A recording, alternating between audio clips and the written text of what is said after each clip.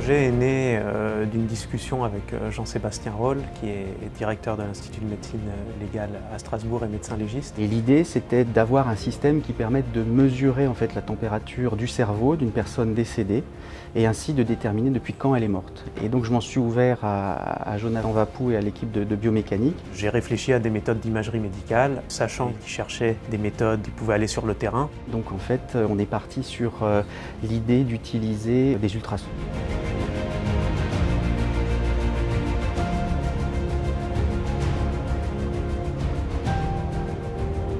Alors le principe de cette méthode, ça repose sur ce qu'on appelle la thermométrie ultrasonore. Lors du décès, le cerveau se refroidit et donc ce sont des changements de température que l'on va pouvoir mesurer typiquement au centre du cerveau qui vont donc nous renseigner sur le délai post-mortem.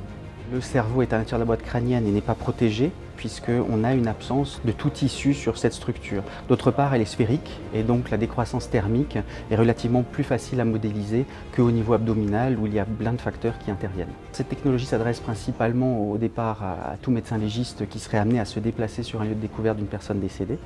Mais c'est une technologie qui va s'adresser aussi aux services de police ou de gendarmerie du fait de sa simplicité de pose et de son utilisation et du fait aussi que c'est une structure qui n'est pas invasive et donc eh bien, il n'y a pas besoin d'autorisation particulière pour réaliser des gestes. Là en l'occurrence, on a un système externe et donc une mesure qui est faite possiblement par tous les services de police ou de gendarmerie. On arrive sur un laps de temps relativement court à obtenir un début de courbe de décroissance thermique et donc je pense qu'il s'adaptera parfaitement au quotidien de tous les médecins légistes et les services de police et de gendarmerie.